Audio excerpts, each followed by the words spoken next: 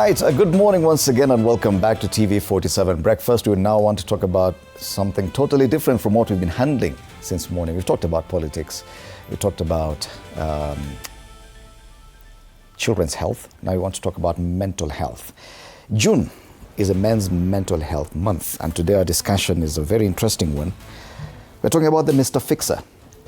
People who do everything for everyone else other than themselves, or even when they focus on themselves, is not that much.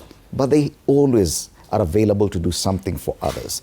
Now, who checks on the man who checks on everyone is a question we're asking. It's a very interesting conversation. Allow me to introduce my panelists today. On my immediate left, Dr. Nancy Nyaga, who's a clinical psychologist. Yes. Karibu sana. Asante sana. Next to Dr. Nyaga, we have Bishop Geoffrey Gashie. Karibu sana. Asante. We also do have Dr. Nelly Duarte, who is a psychiatric and mental health nurse practitioner. Karibu. Thank you. And Henry Duarte, who's in charge at Henel Healthcare, USA, registered nurse, also philanthropist at Henel Duarte Foundation. Karibuni sana. Asante sana. So let's start off with describing this Mr. Fixer. Who exactly is a Mr. Fixer? So that we understand this person we are dealing with going forward. Let's start with you, Dr. Nyaga. Who is Mr. Fixer? I think just from the word, Mr. Fixer is the person who just fixes everything and everyone, and sometimes not himself.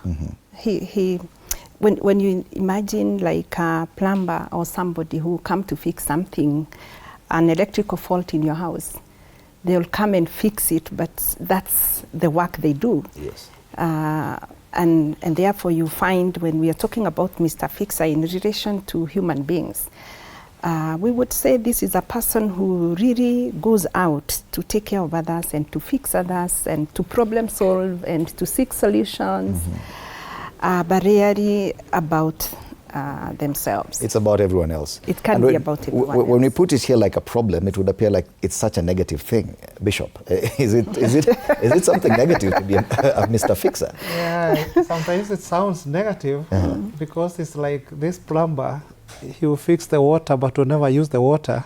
Will fix electricity for a home and then take his tools and go away.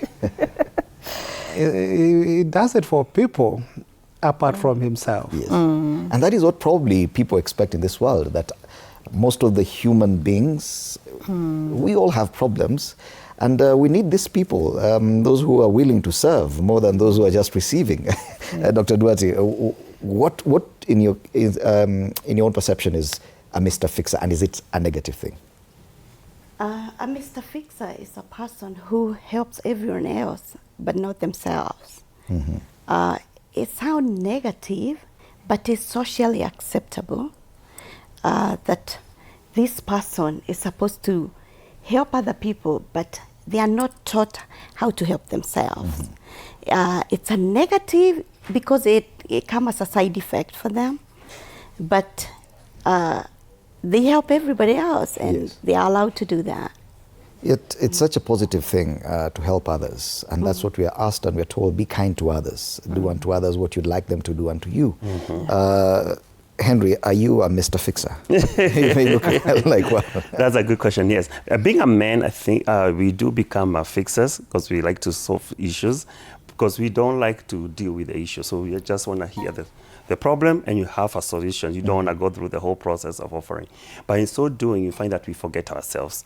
And I'm sure you have taken a fright, and they have told us before, when the pressure drops, before you help somebody else, you first put in yourself and help somebody else. I think also, Mr. Fixer, we are looking at how can we also help ourselves before we help other people. Yeah. Right. And what leads a man, because we're basically talking about a man, and I'm assuming not every man is a Mr. Fixer. Is it a deficiency also, Dr. Nyaga? What drives a man to be a Mr. Fixer? In many ways, man is wired and socialized to be a fixer. I mean, from society, he's the one who is taking care of the family, providing, protecting, all the things we expect of men. There are very high expectations of men. And even as we do this, it's not really focusing on it as a negative, but it's saying men are doing so much to fix companies, to fix spaces, like even it's the electrical faults that we've given as an example, at what point do they sit back to allow themselves to be fixed? And that's the bottom line, that many men don't sit back to allow themselves to be fixed. They are not vulnerable to being told, go to hospital. I mean, look at a situation like COVID-19. Men would get sick, they would even refuse to go to hospital. You have many witnesses, and probably all of us here, where some of us have lost our fathers. I did lose my father a few years ago because he was not very compliant to doing his medication. And you find many men would not want to go to hospital. They will want to sit back and say, I'll be okay. So that's the kind of fixing we are talking about. They will be there for their wives, for their children, for their parents, siblings, and fix the problems that are there, pay for them to be taken to hospital, but not for them showing up. Yet, Bishop, this is what basically defines the man. This is the expectation society has on you, that you have to do this. Hence, I don't know if my question earlier was wrong or misplaced. Is every man a Mr. Fixer? Well, I don't think every man is a Mr. Fixer, but I think the society expects every man to be a fixer. Yeah. So those expectations weigh on the man himself. And I think it's time the man realizes that though he's a Mr. Fixer, he's also a human being. With emotions, with psychological needs, with a body that gets tired and weary, and a mind that can come to an end of itself. So I think the society has made man what he is. So what happens to those who are not fixers? When you're a man and you're not a Mr. Fixer, what do you become? I know we are talking about the Mr. Fixer, but just briefly, what happens to the man who's not a fixer? You get fixed. You get because this is the expectation, Dr. Duarte. This is the expectation that every man will be a fixer. But for the purpose of this discussion is that there are consequences of being a Mr. Fixer. What is the biggest challenge? The biggest challenge is when a man becomes a Mr. Fixer. Since the beginning, when men are growing up, they get a message, direct or indirect, that they are supposed to help everybody else. It's socially acceptable. But when they go on helping everybody else, nobody sees them breaking down because they cannot be able to express themselves. They are not allowed to express themselves. They don't get a space where that they are not judged. So they keep everything inside, in silence. And so they end up breaking down psychologically, emotionally, spiritually, which is not good for them. And therefore, they need a space that can help them to express themselves and to be vulnerable and not be being judged. It means there's a deficiency, Henry, that in all this attempt to be everything to everyone, that the man fails. Is it true that all men fail? Or are there men who are able to do this, to be fixers, and successfully so, without needing any assistance from anywhere? Well, I don't want to say all men fail, but majority of us fail because it's like a cup. So if you keep draining, cup, donating, giving out, you're going to land low. So men also need to take a time whereby you take a time out and say, I need to take care of myself. I want to go to a men's conference. I want to go do counseling. I want to do other things that can help me feel myself in, so that even if I have to give out, I'm not going to be landing low or dry. So I think that's one of the things I see men we need to do more of, is taking care of ourselves so we can be able to take care of other people. You talk about a self-realization that I, as a man, need help. But could there be a situation where this man does not in any way feel like he needs help from anyone? Dr. Nyaga? Yeah, that's a possibility, because you've said boys, let me start with boys. They are raised not to be macho, to be strong, to fix themselves, and not to show emotions, and not to cry. And therefore, a man grows up knowing you depend on yourself, you rely on yourself. You don't cry to your mama, you don't go telling your father that there's a problem. You fix it. you fix it. So that is also a big challenge, because culturally, socially, a man is raised not to open up about their problems and to cry about their problems. This man is already facing problems, Bishop. Now you're introducing a new problem that he needs to be vulnerable. Yeah, that needs to be demystified. So that man knows that even God himself has emotions. Yes. For example, Jesus wept. God sometimes gets angry. God sometimes shouts, thunders, loud. So man is created in the image of God. And just like God has emotions, man has valid, genuine emotions that should be expressed. For example, man needs to be told it's okay to cry if he finds himself about to cry. Man needs to be told he needs to share out his problems. Though the society will tell you, man up. Or like we say in Swahili, wacha umama.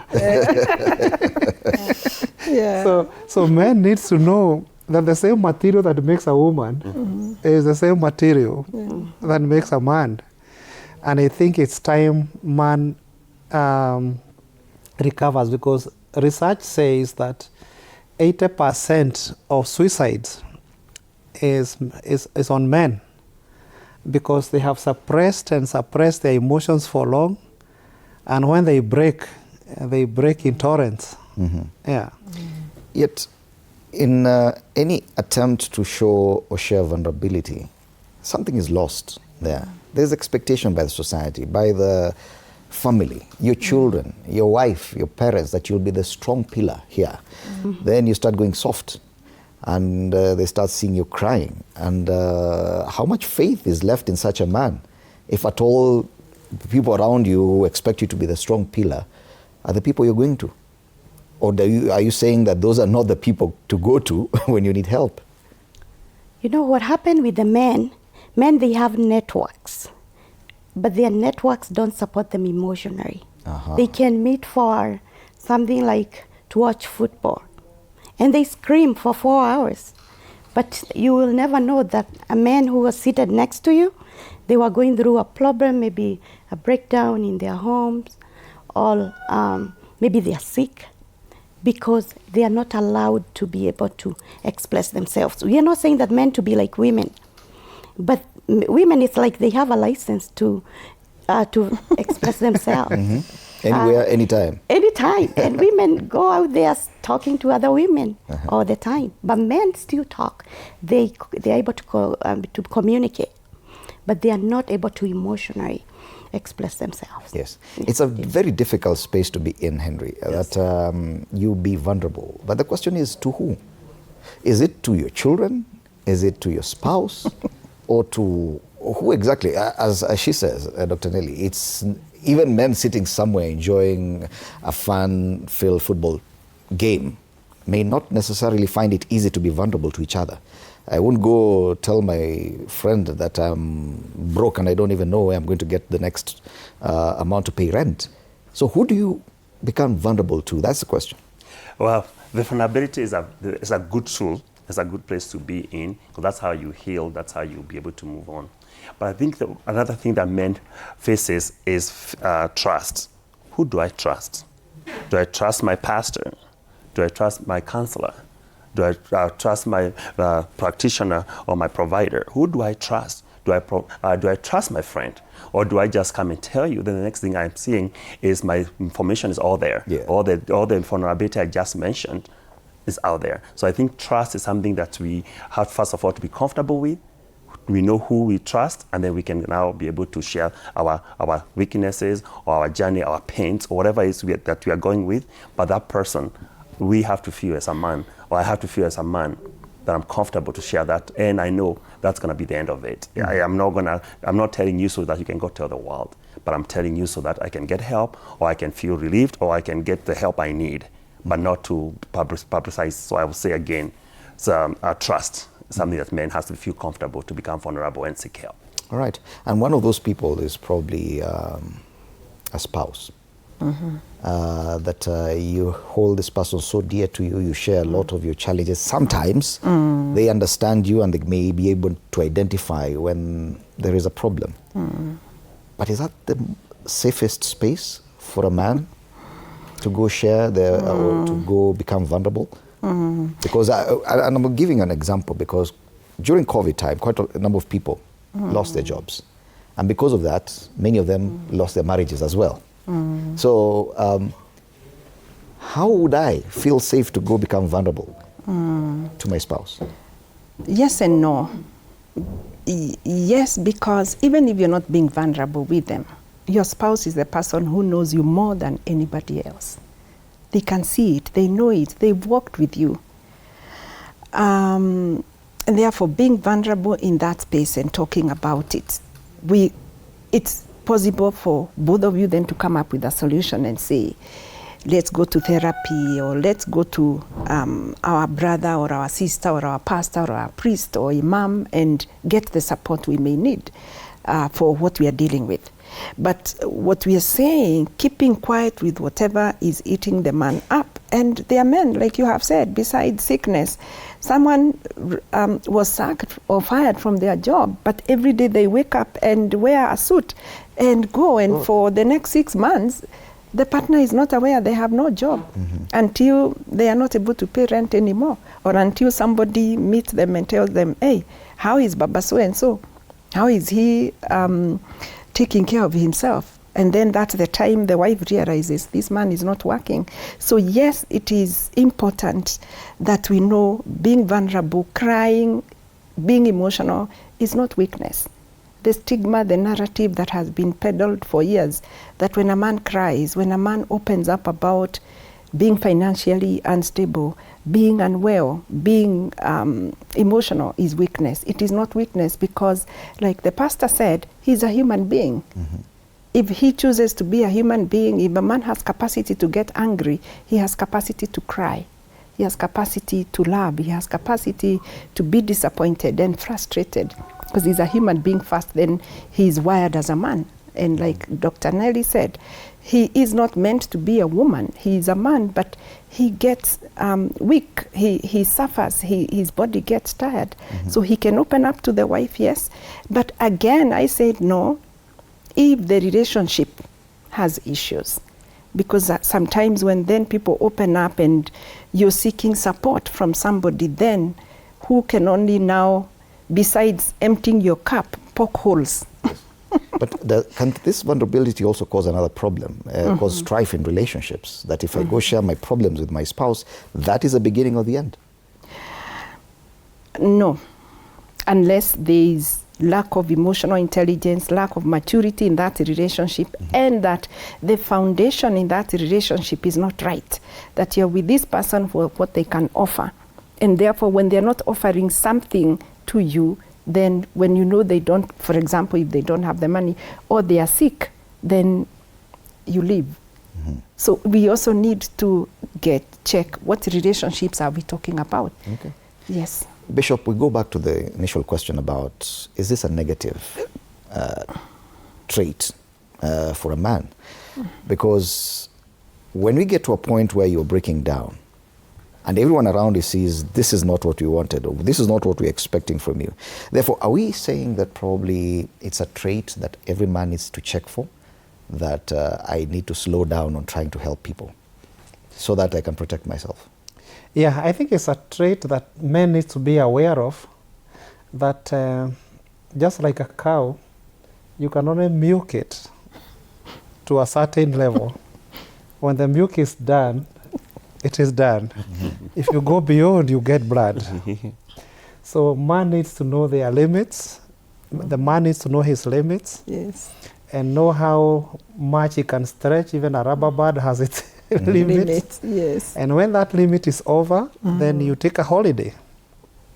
I think it's in order for men to go for a retreat, like Dr. Henry said, you can go for a retreat. You can take a break. I like even the fact Is there that time for a man to take a break? That's the question. politicians are taking 45 days break. Is he really? Because I've seen him going up and down if you're talking about that particular politician. But is it possible for someone just to say, okay, fine, I know I'm the one in charge here, I know I'm the one who deals with all your problems, but hey, I'm out for now. Yeah, it is. You'll have to wait for 2 weeks. It is possible. December holidays, men go to Mombasa and they nice themselves. Not alone, they still have to carry the whole family, and it becomes another problem they're putting on themselves. And actually, you don't even have to go to Mombasa. Okay. You can take your wife and go for a night out. You just thaw out. You just have a breathing space. If it is crying, you cry out in the wilderness and Hey, Bishop. come back relieved. Bishop, let me ask you a question. I'm not trying to be interesting. But when was the last time you shed a tear? Oh, my tears are normally very, very near. Yeah. Being a bishop, I mourn with so many people. And there is a time I'll go to a place that is so emotional and I'll really feel it. And you break down. And I break down and I don't mind. Because the fact that some 2-3 tear drops have fallen, that does not make me less of a man. It makes me a real human being. Wow. Dr. Nelly, we just talked about pastors and probably other people beyond the circle that this man exists around. And we've talked about self-awareness. But is there a role that people around this man can play? I gave the example of a cow, that if you keep milking a cow, but you see as a farmer, you've seen the problem in the cow, you see it depreciating. Do you think that the society is able to identify a problem in a Mr. Fixer and see, okay, fine, if we continue piling pressure on this Mr. Fixer, we may not have him in a few weeks' time? The challenge is many men suffer mental health a lot, but they don't express their symptoms like women do. Women, they get sad, you find them, you see they are sad, they are crying. But men, because of keeping it inside, they will either isolate or become aggressive or have anger for small things. And then they end up going to bad behaviors like reckless driving, alcoholism, things like drug use. So they don't express the same. So if the society become aware of what to check on the men, they can be able to help them. We spoke about confidentiality. It can help a lot. Like in medical field where you find professionals, they are able to keep confidentiality about people. So if we help the men and they know their things are not going to be out there, we can be able to help them and at the same time encourage them to seek help. It is that ability to identify a problem in this man that I'm probing, because you say there are things that come out, but probably we misread that the man may be behaving in a certain way. But we see that as stoicism, not necessarily weakness. There's a lot of jokes online on social media about people talking about their dads and saying, now I understand why my dad, who had 3 wives and had problems, could not, and had a TV and a radio, would not listen to any of them. He would go and talk to the cow alone in the field. That is seen as stoicism. This is how men behave. But it could be a symptom of a problem. Is the society able to identify this and say, okay, fine, I know my dad, but I think there's a problem? They can, but sometimes because they expect the men to be there and help, men are not accepted out there to be down, to the ones who will be going down when things happen, or to be vulnerable, to break down. They are not expected because the society, we need men. We need the strength for men. That's why God created them. We need their protection. We need their security, feel secure, their protection.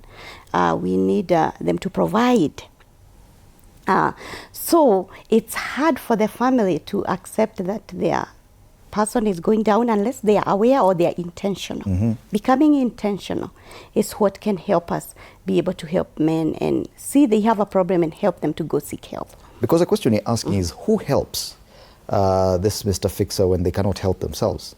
But it would appear that our discussion is piling more pressure on the man to not just perform and remain stoic, but to also identify weaknesses in himself, which the society probably would have assisted in identifying. Don't you think it's too much for the man, and because of that, that could be a problem, that no man is willing to say, okay, fine, today I'm weak? Because the problems still remain. Yeah. If school fees has to be paid, it has to be paid.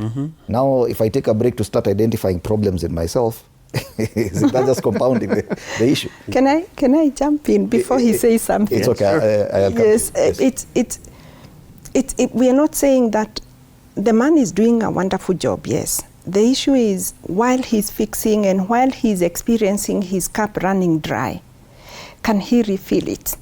The experience I have as a therapist is that even when men are being told you need help, you need to take a break. I mean, there are very many men. I mean, I have therapy cases where women come and say, I tried to insist to him we go on holiday, the one he talked about, Bishop talked about. He will pay for the family, but he will stay at home. He will not go on that holiday, yet he paid for it. So most of the times, the family, the children, the wives, brothers and sisters, people around this man can see he's going down. Some people will even tell him. Also, in this instance, other people have identified the They have identified, and even him, he knows he's not sleeping, he's suffering. He sleeps 2 hours, he wakes up, he's on social media, or he's having a headache, he has physicals. He's experiencing it, other people are observing it, and they are telling him, but he's not willing to go and seek help. That's what I have seen as a major problem. Yeah, there's still expectation for the man to identify the problem in himself and agree and admit that they have a problem that needs assistance. How easy is it as a man to actually look at your own weaknesses and say, okay, fine, I need help? No, it's not easy. We have something we call denial. Yes. We love to work with denial. No, that's not me. I can handle this. Yeah. Just give me time. I'm good. I got it. You know. So as a man, we are still working with denial. But if we are able now to identify that, yes, it's a challenge you need to do, then what are some of the positive coping mechanisms?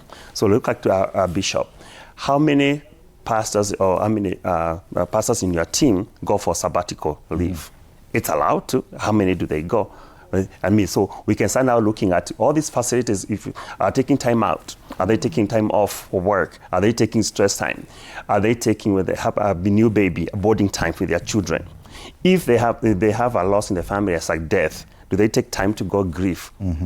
So what are these other, do we have these opportunities available, or these facilities available? And now if we do men take advantage of it? Yes. I think that's why we need to. So what if I hear you right, you're suggesting that some of these things could be pre-planned, that a timeout for a man who's a Mr. Fixer, or any man, that they should have scheduled breaks and timeouts. Is that what we are suggesting? Yes. Bishop? Yeah, I would suggest that we need to change the narrative and take it to men that strong men take rest. You find a man driving a car from Mombasa to Nairobi non-stop. We need to introduce things like health breaks. Mandatory health breaks. And you can be arrested for driving for 500 kilometers. Because sometimes we need to change the story as a society. I like the way Americans have done it. Along their major highways, they have created big signboards called rest area.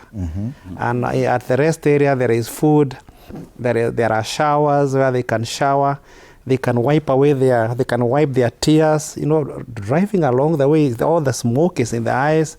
And I think even on our Kenyan roads, that's why we have so many accidents. Because you have a man who has been driving for the last 48 hours and he's still continuing. Maybe he's taking a truck from Mombasa to Congo. And you ask him how long he rests, it's no rest. And I think we need to kind of change the narrative in our own society that strong men rest, strong men take breaks, strong men express themselves, other than strong men keep quiet. And I think what you just suggested, that mandatory breaks, probably is one way of a man taking a break without feeling like they are appearing vulnerable, because the burden is on someone else who's prescribing the break. But when it is up to the man who has to decide or make decisions on his safe spaces or breaks, or he needs to identify that he's burnt out. What is the challenge there? Is it that he will seem weak, or is it that he has no opportunity to actually introspectively look at his own life? Sometimes it's because men, they don't want to be seen like they are weak. Because of the same thing that when they express themselves, they look like they are weak. But they need to be honest with themselves and know that it's okay to ask for help. It's okay. It's a strength, actually, in its own way, to ask for help rather than hiding your problems. So the men need also to take that initiative, to know when they have a problem, because sometimes, like Dr. Nancy said, a man can be going through problem, but they're not accepting it. Yes. And families have tried to help men, take them to places, even rehabs, but they still relapse and go back. They have to be intentional. They have to know that they have a life to live, and they have to take care of themselves so they can be able to effectively take care for other people. All right. Yeah. And you talk about vulnerability, especially when it comes to health matters. Illness, long-term illness, for example, that could even affect their ability to work. Is this a bigger challenge for a man to say, okay, fine, my body can no longer perform as it was performing 10 years ago? It is possible, because men, they still end up there. But when it's too late, yes, it's good to identify a problem early. It's easy to treat it, take care of them, if they can do that. But they still get there to know that I'm breaking down.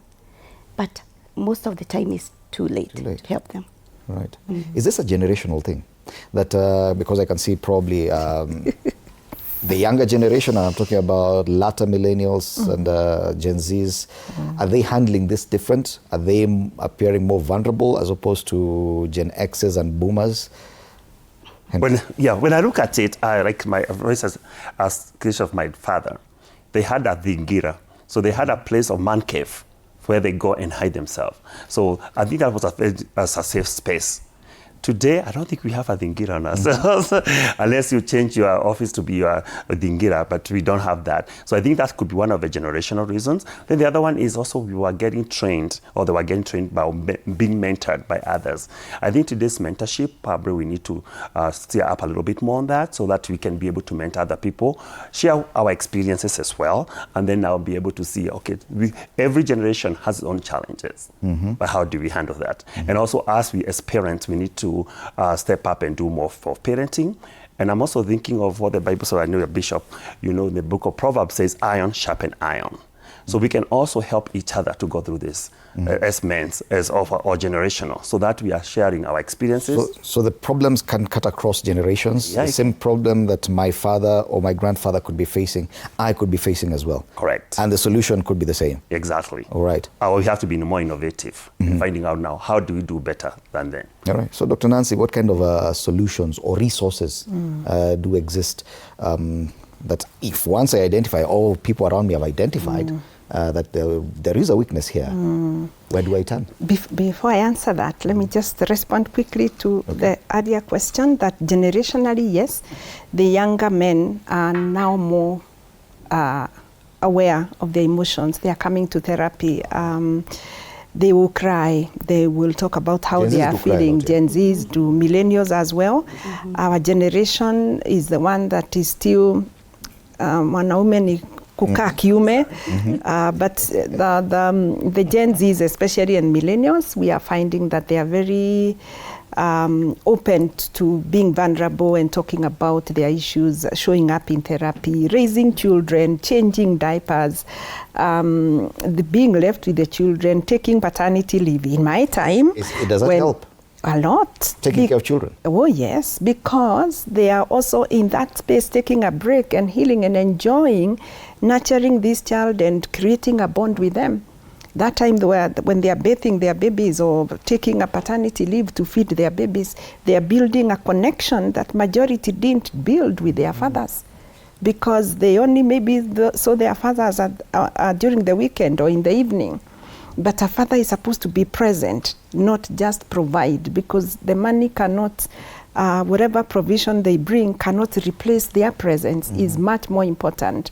So I am seeing that a lot, where the millennials and the Gen Zs, and I'm sure the bishop will echo me on that, are present emotionally, psychologically, spiritually. They are guiding their children, and in that space, as they are playing games with their children, it's a healing space. It's a release. They are playing football with their kids. They are running around in their house, throwing pillows, or going to the shamba, or riding a bike with their kids on a Saturday morning. They are getting their breaks. So that's one of the resources that we don't even need to go to a gym. That's interesting. You don't even need to seek help. Exactly. Just go change diapers. Actually, like we recommend, change diaper, cook with your kids, play with them, play games with them. And in that space, you're not working, you're not being called to go and provide for something, you're not drinking, but you're taking care of yourself. So family is one place where men can recover. Family space, home is supposed to be a haven for families, and men can make that a place where they can go and they recover with their children, with their partners, taking walks, watching movies, creating movie nights, those who can. That's a space where they'll be able to refuel and restore themselves very well. Other resources that may be available, going to therapy, exercise releases feel-good hormones. Going to the gym is so powerful, or any form of exercise they may choose. Does sleep help? Oh, yes. Sleep is a major thing. We don't sleep, that's one sign that you're suffering depression. If insomnia continues for so long. I'm imagining that maybe I'm tired and I need to sleep. But society will look down on me if I go sleep at midday. That probably I'm feeling tired and I feel like I should take a nap. Not very many people will be looking at me the same way. Honoring yourself. Because I think we want to honor the society too much that we forget. Like if, for example, in your media field, you maybe had a night shift. So if you're sleeping during the day and somebody walked into your house and found you sleeping, they may think this man is lazy. But you're working at night. But also maybe you had a project and you overworked, or you worked up to 1 a.m. or 2 a.m. So honor yourself and sleep during the day. We do not answer to the world, we answer to ourselves and our maker.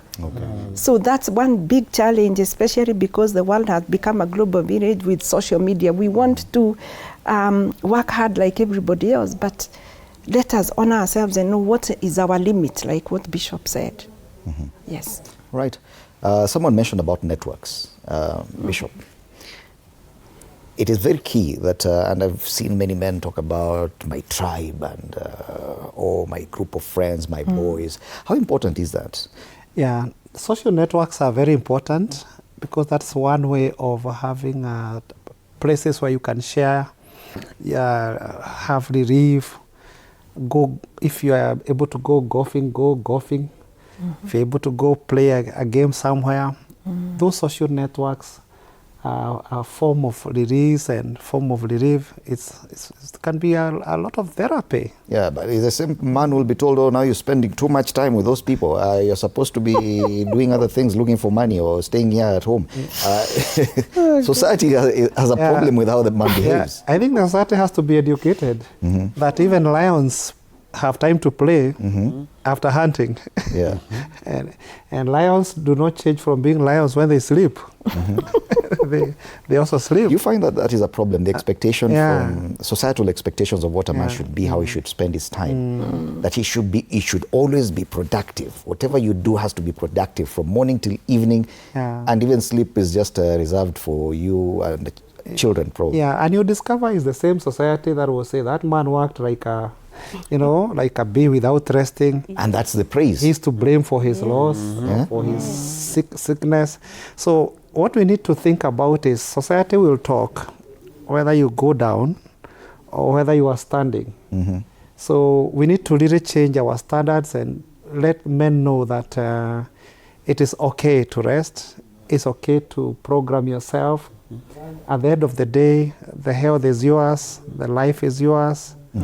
And when you crash, it is you who crash, not the society. So we need to really do what we think is right, not what is popular. Yes.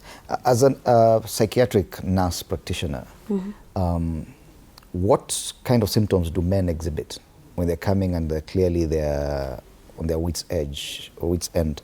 What normal symptoms do they exhibit? Oh, many men will express lack of sleep. They have not been sleeping. They have learned away from, they are not doing their hobbies anymore. Because most of them, they suffer depression. And depression is most of the times that leads to suicide, like we had said earlier about the suicide. So they suffer lack of sleep, not interested anymore with their hobbies.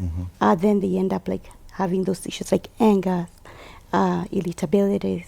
Sometimes they will end up in alcoholism, too much alcohol, drug use.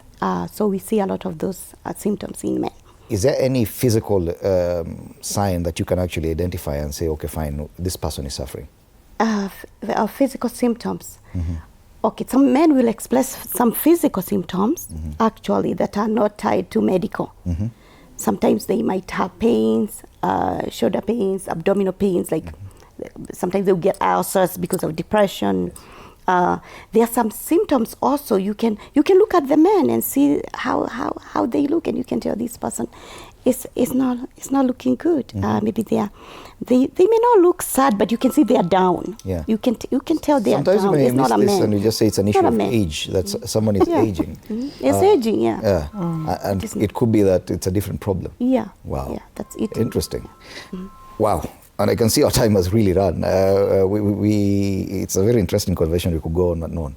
But as a final comment, and we'll start with you, Henry, what would you tell society in as far as seeing this as a real problem? That men are not machines, probably, because the expectation is there, but we may not always be able to deliver. Yes, what I would say is, as a man, let's own it. It's our body, it's our lives, and we take care of ourselves before we can take care of others. We take those breaks as we need to do. Let's also try to get those positive coping mechanisms, maybe going to the gym, taking a hike, hanging out with friends, being able to do other things that can be very positive versus doing some of the negative things would be like drinking or other bad things. So I think it's good as a man to own it and also be positive. Yeah, you talked a lot about the Bible. I don't know if it plays any role in this. Does spirituality help in this problem that men face? It does, but I'd like you also to know that some of the bishops or some of the pastors are also facing the same. Yes. So nowadays we even have pastors who are committing suicide. So they're the people who are supposed to be spiritual to us, they're people we look up to, but they have also reached to a point whereby they have given up. They're the source of hope, and they themselves have given up, and then now they're committing suicide. So I think, yes, we have to be all around, culturally, spiritually, physically, medically, all men around, and then we'll have a balanced life. And I think with that, we're going to have a productive life, and men will cherish to be a man. As a man, allow me to ask this question. When it comes to nutrition, does it help? Like the food I eat, can it help in any way? Probably we eat food that is considered ni kina mama, umekula sana, inaleta shida. Yes, it does. And we also have to be very healthy cautious. So we know that men also try to eat unhealthy food most of the time, but women is very well balanced. So we need to be able to do that. We need to stay away from nyama choma because they love nyama choma. And then when you go to nyama choma, we have other things that we end up digesting. And when I used to grow up, we used to say some men has a rich man disease, the gout. Why? Because they could afford money, they could afford barbecue and drink. So now they end up having the gout. But it's a reality that we need to eat healthy because also be a part of us, keeping us healthy. Okay. Dr. Nancy, from a clinical psychologist point of view, what's the one thing you can leave our viewers with and as far as this discussion is concerned? Mine is to plead with the men that they are doing so much and they are appreciated, that they are the keepers in the society. They are building. I mean, when you walk on the road and you find the number of men walking to even look for a job to feed their young families, they are huge numbers. But men, I plead with you, when you're sick, when you have a headache, when you're not sleeping, you're irritable, you're angry, because depression in men presents differently from depression in women. women get sad and get more emotional or cry. Men get more irritable, angry, and they want to fight. Sometimes it's a sign of depression. I'll plead with them to seek help and to accept to be human beings and to do holistic care where they are eating healthy, as you have said. They can also be vulnerable and allow the Word of God to transform them and to feel them and to change them and to avoid the negative coping mechanisms they go into. And men, be your brother's keeper. Men build a community. Men don't have a community. The communities men have built are in bars, where even from a funeral, you have gone to bury your mother or your father. Your friends take you to the bar. You're mourning your mother and your father, so you get more depressed because of that. I plead with men to form communities where they sit and just eat and laugh, whether about their past, high school life, not necessarily with a drink, but and to be able to open up and be vulnerable. Show up in therapy. People will not laugh at you because that person it's a neutral space. You can open up to a man who is a therapist or a woman who is a therapist or a bishop, but you need somebody that you can go and talk about the things you're dealing with so that you can enjoy the life you're living, the life you've been given, and then you don't work so hard and leave everything else to your partner or to your children or to your siblings, because that is what we are finding in society. So I'll plead with men that they take care of themselves and also be selfish enough to allow themselves to be taken care of. Interesting question about the use of social media and the kind of burden it impacts on everyone, not just the men. Yes. Do you feel that the kind of consumption, the kind of content that is there on social media is also a problem to men? And it's part of the problem that we are discussing here? Yes, in a big way. I mean, when you go to social media, sometimes I feel men have been hit more.